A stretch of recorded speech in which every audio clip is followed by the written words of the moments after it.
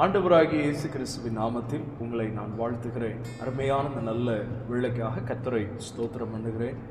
இன்றைக்கும் நாம் தியானிப்பதற்கு ஆதாரமாக போன வாரத்தினுடைய தொடர்ச்சியாக நான் உங்களோடு சில விஷயங்களை பகிர்ந்து கொள்ள விரும்புகிறேன். மத்தேயு 6வது அதிகாரம் 33வது வசனம். முதலாவது தேவனுடைய ராஜ்யத்தையும் அவருடைய நீதியும் தேடுங்கள், அப்பொழுது இவைகளெல்லாம் உங்களுக்கு கூட கொடுக்கப்படும்.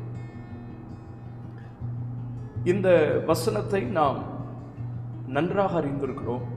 பட் இந்த வசனத்துக்குள்ள இன்னும் நீங்கள் போன வார செய்தியை ஒருவேளை கேட்கலைன்னா நீங்கள் அதை கேட்டுட்டு இந்த வார செய்தியை கேட்டிங்கன்னா உங்களுக்கு அது பிரயோஜனமாக இருக்கும். கூடுதலாக புரியும்படி கர்த்தர் உங்களுக்கு உதவி செய்வார். நான் வேகப்படி சில காரியங்களை சொல்ல விரும்புகிறேன். இந்த வசனத்தினுடைய ஃபர்ஸ்ட் வேர்ட், முதலாவது, அதை வச்சு தான் நம்ம இதை தியானிக்க போகிறோம். கீழே சொல்லப்பட்ட காரியம் பாருங்க. முதலாவது தேவன், முதலாவது ராஜ்யம், முதலாவது அவருடைய நீதி, முதலாவது அவரை தேடுங்கள். 4 காரியம் இருக்குதுல்ல. நம்முடைய வாழ்க்கையில நாம் நினைப்பதற்கும் வேண்டுவதற்கும் அதிகமாக பெற்றுக்கொள்ள வேண்டும் என்றால், நீங்கள் எதிர்பார்ப்பதற்கும் ஜெபிப்பதற்கும் யோசிப்பதற்கும் அறியாததும் எட்டாததுமான காரியங்கள் உங்களுடைய வாழ்க்கையில நடக்கணும்னா, யாருக்குமே நடக்காதது எனக்கு நடக்கணும். பைபிள் அப்படி பலருடைய வாழ்க்கையில கர்த்தர் செய்திருக்கிறார். பலருடைய வாழ்க்கையோட ஆண்டவர் அப்படி தன்னை வெளிப்படுத்தி இருக்கிறார். ஒருவேளை இந்த செய்தியை பார்த்து கொண்டிருக்கிற உங்களுக்கு கற்பனை பண்ண முடியாத அளவுக்கு எனக்கு ஒரு பிளெஸிங் வேணும் பாஸ்டர், அதை கேட்குற பலருக்கும் அது ஆச்சரியமாக இருக்கணும், அது எப்படி உங்களுக்கு நடந்துச்சுன்னு அவங்க கேள்வி கேட்கத்தக்க, ஆச்சரியப்படத்தக்க ஒரு விஷயம் எனக்கு நடக்கணும் அப்படின்னு நீங்கள் நினச்சிங்கன்னா நீங்கள் செய்ய வேண்டியது 4 ஃபர்ஸ்ட்டை பற்றி நான் உங்களுக்கு சொல்ல போகிறேன். உங்களுடைய முதல் கோல் ஆசீர்வாதமாக இருக்கக்கூடாது, தேவனாக இருக்கணும். நல்லா கவனிங்க. இந்த வசனத்தினுடைய அடிப்பகுதிக்கு நான் பின்னாடி வரேன். முதல்ல ஃபர்ஸ்ட் காட். எதுக்கு எடுத்தாலும் அவர் தான். எழும்பினோடனே அவரை தேடுறது, எழும்பினோடனே அவர். நம்முடைய வாழ்க்கையில் என்ன நம்ம செய்ய நினைச்சாலும் முன்னாடி அவரை வைங்க. முதலாவது தேவன், முதலாவது நாம் ஆராதிக்கிற தெய்வம்.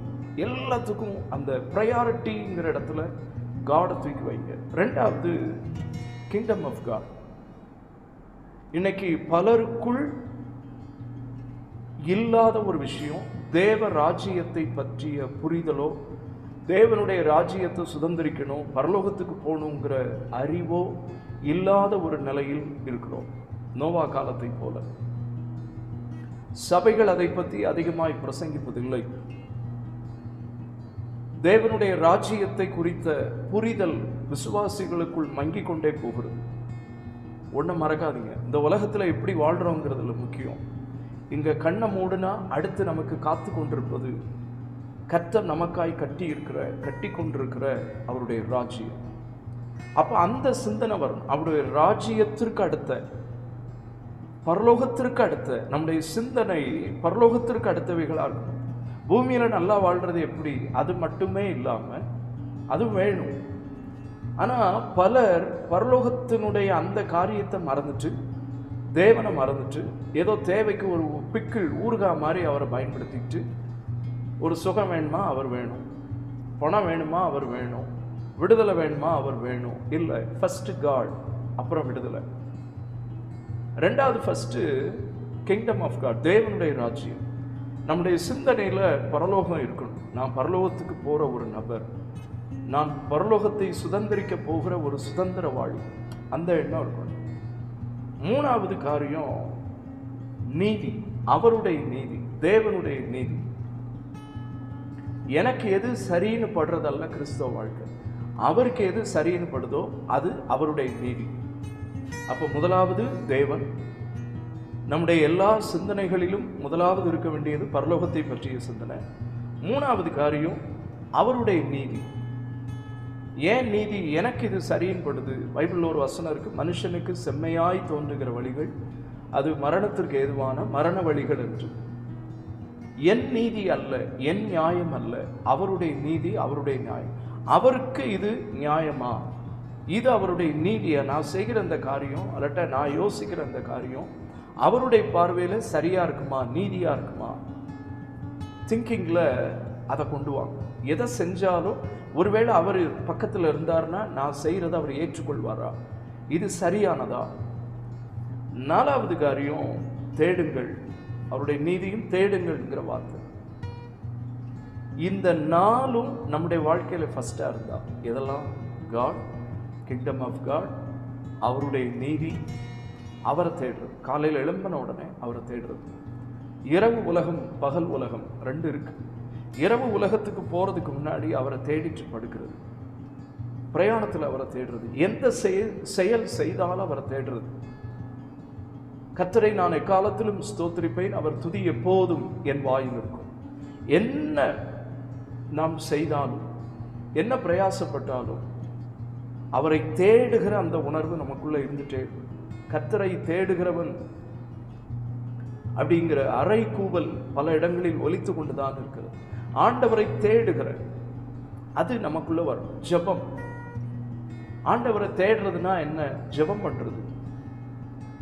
வேத வசனங்களில் அவரை தேடுதல். வசனங்களை வாசிக்கும் போது அவர் நம்ம கூட பேசுறது புரியுதா, அதை சரியா விளங்கி கொள்ள முடிகிறதா? தேடுங்க, பிரயாசப்படுங்க. இந்த 4 காரியத்தை செய்யுங்க. கற்பனை கூட பண்ண முடியாத உயர்வுகளையும் உயரங்களையும் நீங்கள் பார்க்க கர்த்தர் உங்களுக்கு உதவி செய்வார். யாராலும் நினைச்சு பார்க்க முடியாத ஒரு இடத்துல நீங்க இருப்பீங்க, உங்க குடும்பம் இருக்கும். உங்களுக்கு நடக்கிறதெல்லாம் மற்றவங்க பார்த்து ஆச்சரியப்படுற விஷயங்களாவே இருக்கும். எப்போ அப்படி நடக்கணும்னு ஆசைப்படுறீங்கன்னா, முதலாவது தேவனை வைங்க, முதலாவது அவருடைய ராஜ்யத்திற்கு அடுத்தவைகளை சிந்திங்க, முதலாவது அவருடைய நீதியா நம்ம செய்யறது, 4வது முதலாவது அவரை தேடுங்க, அப்புறம் மற்ற காரியங்களை பாருங்க. இந்த பண்பை நமக்குள்ள வளர்த்து கொண்டால், கீழே வசனம் சொல்லுது, அப்பொழுது இவைகளெல்லாம் உங்களுக்கு கூட கொடுக்கப்படும். கூட கொடுக்கப்படும். ஆட் பண்றார் ஆண்டவர். நம்ம நினைச்சு ஜெபம் பண்ணது ஒண்ணு, அதுல ஒரு ஸ்பெஷல் ஆட் பண்றார். எனக்கு தேவையானது இதுதான், அதுல ஒரு ஸ்பெஷல் ஆட் பண்றார்.